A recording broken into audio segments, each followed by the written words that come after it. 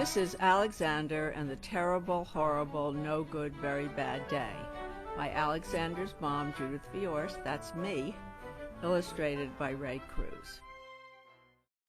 I went to sleep with gum in my mouth, and now there's gum in my hair.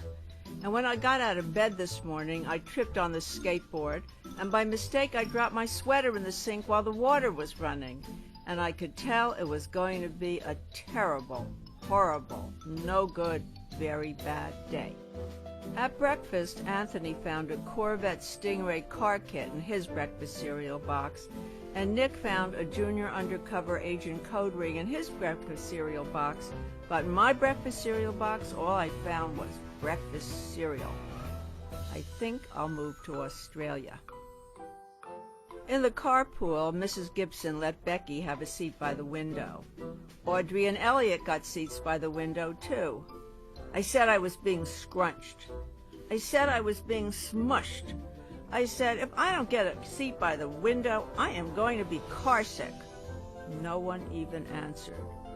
I could tell it was going to be a terrible, horrible, no good, very bad day.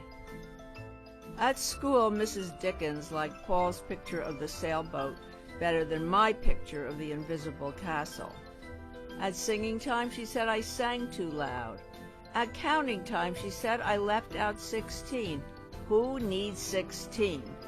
I could tell it was going to be a terrible, horrible, no good, very bad day. I could tell because Paul said I wasn't his best friend anymore. He said that Philip Parker was his best friend, and that Albert Moyo was his next best friend, and that I was only his third best friend. I hope you sit on a tack, I said to Paul. I hope the next time you get a double-decker strawberry ice cream cone, the ice cream part falls off the cone part and lands in Australia. There were 2 cupcakes in Philip Parker's lunch bag, and Albert got a Hershey bar with almonds, and Paul's mother gave him a piece of jelly roll that had little coconut sprinkles on the top. Guess whose mother forgot to put in dessert? It was a terrible, horrible, no good, very bad day.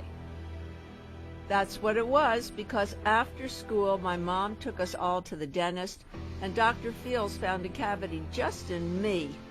Come back next week and I'll fix it, said Dr. Fields. Next week, I said, I'm going to Australia. On the way downstairs, the elevator door closed on my foot, and while we were waiting for my mom to go get the car, Anthony made me fall where it was muddy. And then when I started crying because of the mud, Nick said I was a crybaby, and while I was punching Nick for saying crybaby, my mom came back with the car and scolded me for being muddy and fighting. I am having a terrible, horrible, no good, very bad day, I told everybody. No one even answered.